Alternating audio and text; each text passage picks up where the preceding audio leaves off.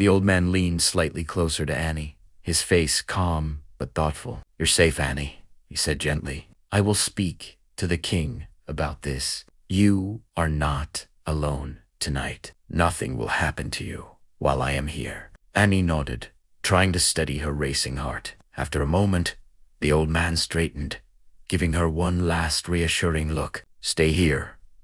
Rest. I'll take care of this," he said, and slowly walked back toward the village, his mind heavy with worry over what the forest had unleashed. At the Palesti, old man explained everything. The mark on Annie's arm, the whispers from the forest, and the unease that had begun to ripple through the village. The king's face grew grave as he listened. "Tomorrow morning, summon her to the palace," he commanded, his voice steady but filled with concern. "We must see what can be done." Your Majesty, we must act swiftly.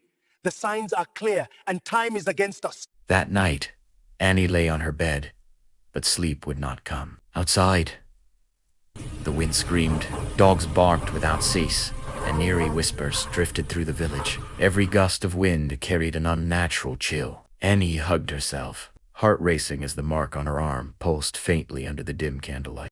By dawn, the village woke to devastation. Crops lay dead in the fields.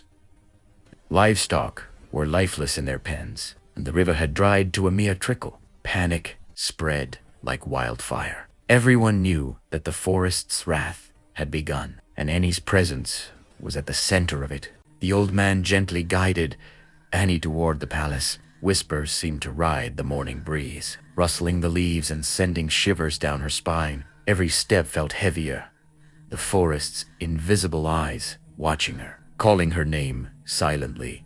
In the palace, a chief priest was summoned, draped in ceremonial attire. He began incantations, chanting softly as mystical energy seemed to flow through the room, and he sat trembling, the mark on her arm glowing faintly. The old man and the king watched anxiously. "The forest is calling her," the priest intoned gravely. "She is touched by its spirits. If the spell is not handled carefully, she may be claimed." Annie's breath caught. The forest's reach was greater than anyone had imagined, and her fate hung in the balance.